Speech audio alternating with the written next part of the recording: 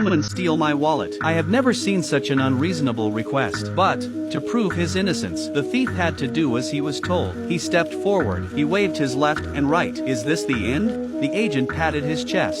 Still there. The money's gone.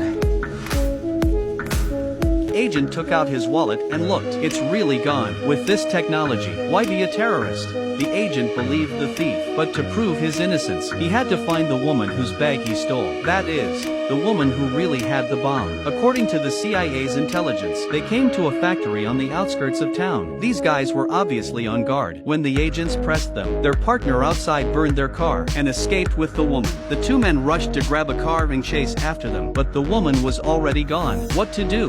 The thief suddenly thought the woman's cell phone was still with them. He looked through the photos, and he found the store where her companion worked. They rushed over there, seeing that his partner was alone, guessing that the woman had been placed at his house. So how to locate his house? Then it's up to the thief to do his job. He poses as a customer and goes to the bar. He took a strong man's cell phone. He stuffs it into the other guy's pocket. When the strong man found the phone missing, quickly let his friend call. Follow the ringing to find. Sure enough, thought that the strong man stole his phone. The two groups got into a fight. At this time, the thief moved a little glass of wine, waiting for his companion to come out to persuade the fight. Lift the rack when the wine happens to drink on the customer's clothes. While he turned his back to the money, gently clip out his wallet, take out his ID card, and left in style. Followed the address on it. They quickly looked for it, but the thief was inattentive. They were taken hostage by a woman. She threatened to kill the thief, but the agent put away his gun and started talking about the explosion. The woman lost her concentration for a moment. The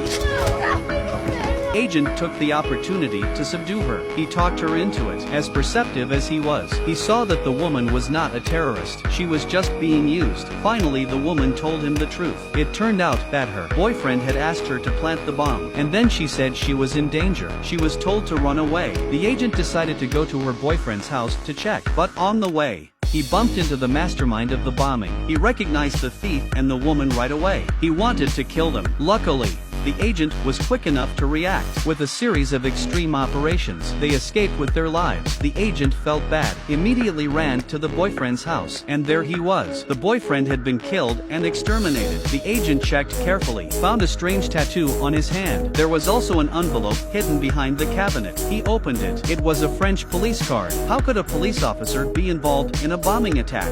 The agent was keenly aware. This seems to be an internal dispute in France. Someone was trying to use his police status to cause trouble. It was out of his hands, and his superiors told him to let it go. She had the French director send someone to meet him. The next day, early on France's National Day. The next day, early on the French National Day, he warned him that they might have an undercover agent inside. The director told her to keep it quiet. He would look into it privately. He agrees, but just after arranging the pickup, the